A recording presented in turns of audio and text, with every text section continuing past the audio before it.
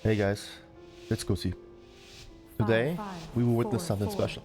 Last episode ended in the middle of the week, so you obviously know I've done some more keys before reset and actually went up the rating quite a bit. There was also one specific dungeon where I had a Shadow Priest and Augmentation Drake Boy to feed me damage, which led to me setting a new personal record that I didn't even beat on my main yet. But first, I'd like to get a bit cheesy for a minute. With the last video, we managed to rise above 100 subs, and even went higher than that, which is just beyond incredible.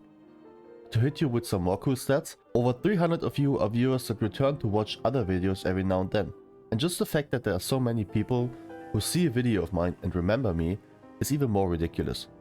So thank you very much. This is by far the coolest thing that happened to me this year, without even exaggerating. Before we get in, if this is your first time watching the series, consider to also check out the earlier episodes. I'd really appreciate that a lot. Now enough with the cheese, let's dive in. Our first dungeon this episode is yet again El Netaris, mainly for the 2 trinkets I can drop here, but also because of score. And since this is my key, we were able to invite some tryhards. Matter of fact, the Drake wanted to play DPS but volunteered to go heal, because no other option applied. So cheers for that, my scaly friend. Though this run was something special. The tank always gave us instructions on how to play certain packs. But to understand what's happening, maybe you need some extra context here. In Netaris, there are some spots where the game has an interactable chain rake for you to use. You can only use this once every 3 minutes, since it will put a debuff on you. If you grab those chains and pull them through mobs, it will go off and do some insane damage to them. It sort of works like the boss mechanic from the boss we all fear on Tyrannical weeks. And our tank always told us when he was about to pull bigger, so we avoid doing damage early and rather go with the chains instead. If 3 people use them on Tyrannical, stuff pretty much just dies instantly. So with this level of coordination and this kind of setup, you absolutely know we got stuff done.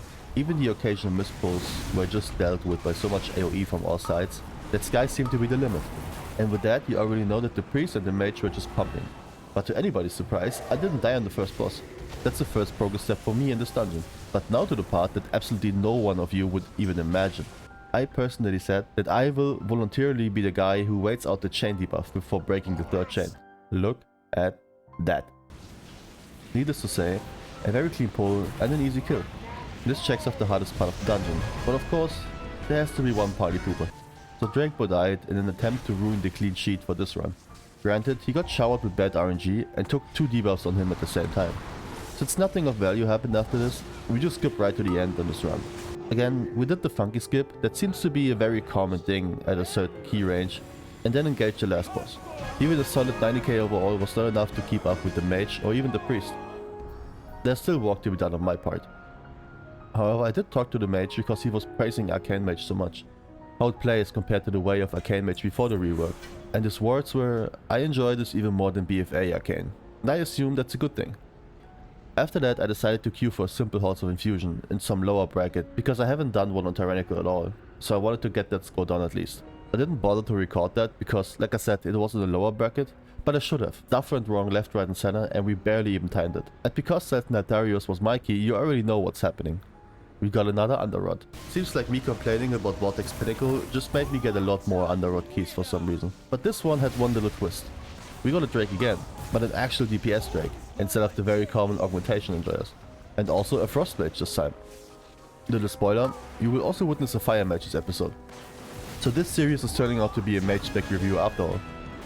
Sadly, this messy pull wasn't the end of it, since we managed to wipe on Crack mode due to lack of maggot management. This time I really tried to get more maggots squished before they could spawn, and even when I didn't make it, I really tried to just snipe them with Stormkeeper ASAP, so they can't stack up on the tank too much. And even with the severe lag and single target, we somehow managed to kill Crackmore. Granted, we didn't do the usual kill trash till Lust is back up strat, so we had Lust for Sancha instead. This one went pretty clean though, and only the healer died in the very end because he was taking too many spores in. However, even with that one wipe, we still look good on the timer. I'd like to quickly mention that Blood Decays even get a solid 10% damage increase on all damage abilities on the next reset. Good for them. The last boss doesn't look too hard when you have 3 ranges that can keep the spores away, so we timed this within +2, even with a wipe. And for this run, I received an 18 Halls of Infusion. You know, the Halls key I did earlier for score, so you know exactly what we're going to do. We lower to 16 and send it. Not counting that one freehold that just resetted itself, this was the first actual key I did with a guildmate. The warlock told me that he did 8 keys on 2 separate tank chests today. 16 keys in 1 day, and he was still hungry for more. Ladies and gentlemen, we found a degen truly worthy of our respect. Anyways, we quickly found a DPS on our level which turned out to be an Orc Invoker, and a 415 healer that already had more score than us at this point, so I was willing to give him a shot. But then arrived the MVP. Blind Mimi, a true Illidari with the sole purpose of one thing and one thing only. Carry keys by yourself. And quickly I found myself in a very absurd yet strangely arousing situation. All of a sudden I got buffed by an Evoker by default and fed with power infusion by priests whenever I was ready. Which led to things like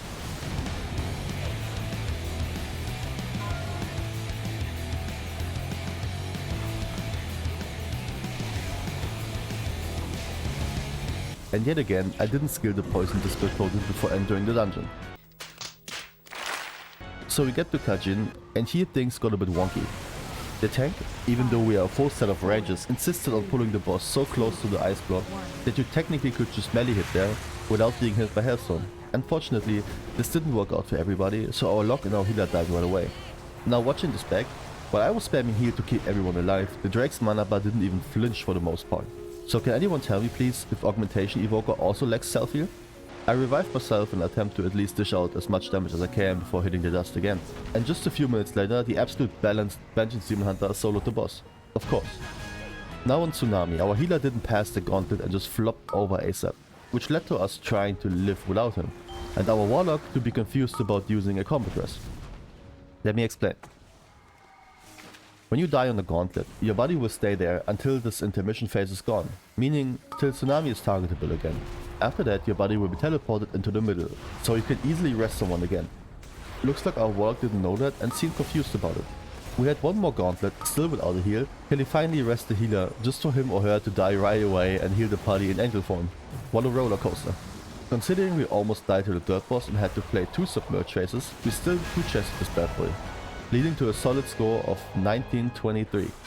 But in all honesty, if the priest gave our tank PI instead of me, he would easily lead the charge on details. Not sure what he had for breakfast, but this was something else.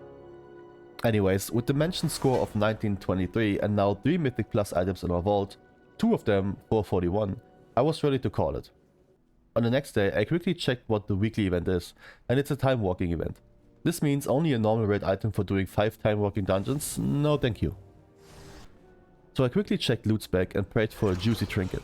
Sadly, 2 of our options were necklace with mastery, so there's no point in tanking those. The first option, a 441 chest piece, was easily the most appealing option, because not only we can turn this into a set piece, but we can also upgrade this to 447 now.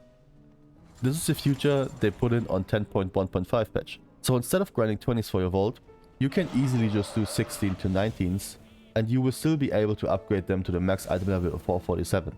Keep in mind this really only works for 16 and up from the vault, because only then the items are considered myth instead of hero. While on the way to turn our newly obtained item into a set piece, I quickly checked this week's affixes, which are fantastic. A Tangled will slow you down and will eventually stun you if you don't make it out of its area in time. But since our enhanced Ghost Wolf can just dispel it, we can deal with this easily. Bolstering is something that doesn't really affect us, but sort of does. When mobs die, bolstering will buff all remaining mobs with a 20% damage increase, and this thing stacks. So if we have 5 mobs dying and 1 big remaining, while also adding the extra percent when fortified, it can get spicy. But the reason I said this doesn't really concern us is, we usually just aim for the mob with the biggest HP pool anyways, so this will work perfectly with our playstyle. So now is a good thing to mention something. Before the reset I had 3 dungeons that I have not done on fortified at all. Freehold, Olderman and Eldarion's Lair. And because we suffered so much with all the underrods, Blizzard blessed us with a juicy, yes almost throbbing gift of a 17 Olderman. With this being one of the dungeons we need, and us being only 77 rating away from KSM, this could be the one. So you better believe that the first thing I did when I got home from work was this key. And boy did I find a party. When I tell you Augmentation and Shadow Priest are nice to have, you have absolutely no idea what it's about to happen. This full 4-man pre-med group of German soldiers applied to this key, while the DPS being on my item level, the tank and the heal were slightly above it. With that being said, I only wanted to mention that Prot Warrior seems to be in an insanely fun state. So for the next minute, I will just let the polls speak for themselves. So lean back, And hold your breath while your boy has the best dungeon experience of his life.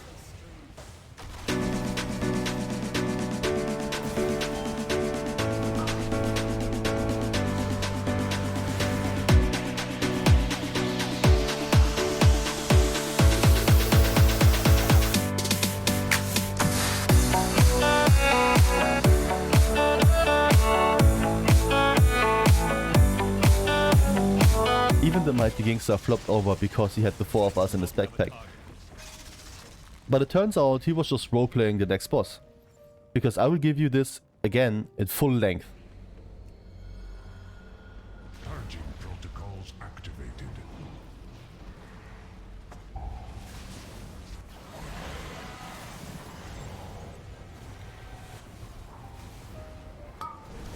Target acquired. 2, 1.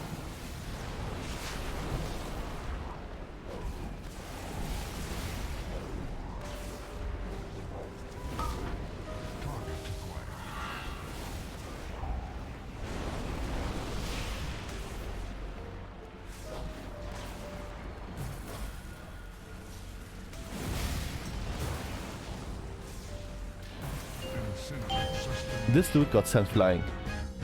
Now on this set of ads. Whenever there's an Elvenstone golem involved, you want to be able to LOS his thundering clap. On Fortified, this takes away almost half of your HP, and if you don't LOS it, well, this happens. Luckily, this was the only messy pull we had this run.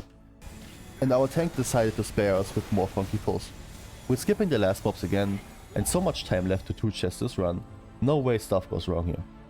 And of course it didn't. Now I want to put your attention on the damage meter, because when this boss dies, the current damage will go to the overall damage dealt in the dungeon. 152k would be enough to make a grown man cry. But honestly, I'm more in awe about this prot warrior. Goodness gracious. Oh yeah, and we also got 115 rating for this, which means Keys are master. This time the actual one, not the fake one from episode 4. We also received the Time Breaching Talon, which is an upgrade for our trinket slot, or so you would think. But in reality, this trinket is beyond the imagination of dog shit. You don't believe me? Let me show you something. This is a site called Blood Mullet, which I will link you in the description below. Here you can check the best simming trinkets for your class and your specialization in both single target and multi-target. I chose to set up for 5 bosses, which means you always have 5 targets alive for a simulation of probably 5 minutes.